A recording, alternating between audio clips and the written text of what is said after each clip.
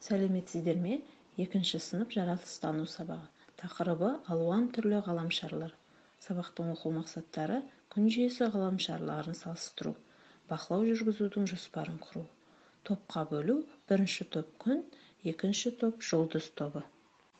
Психологиялық ахуал қалыптастыру. Көрші мақсаты әрбір қатысушының сол топтың бір мүшесі екендігін сезіну, бір-біріне жылулық сыйлау. Көршіңді оң жақтан құшақта, көршіңді сол жақтан құшақта. Оң жақтағы көршіңе бір жымий, сол жақтағы көршіңе бір жымий.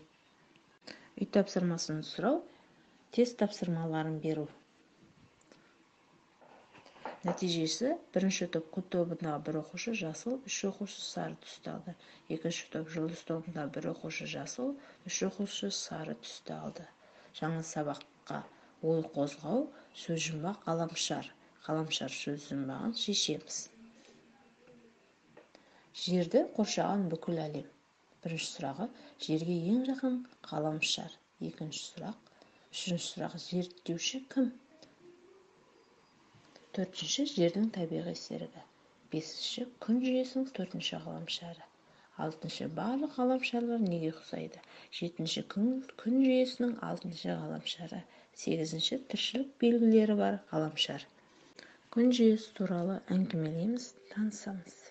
Топтық жұмыс: жариялау әдісі, жер тобы ғаламшары және алып ғаламшарлар жайлы өз ойларын айтады.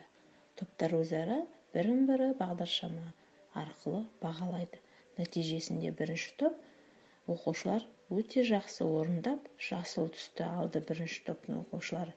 Екінші топ жұлдыз тобындағы оқушылар да өте жақсы тапсырманы орындап, жасыл түстер алды. Қалыптастырушы бағалау сәйкестендіру кестесін орындайды. Қызғылт сары дақтары және 2 серігі бар ғаламшарды табады. Алып ғаламшарды табады. Жер тобы ғаламшарларын атайды. Тіршілік белгілері бар жалғыз ғаламшарды атайды. Жердің серігін атайды.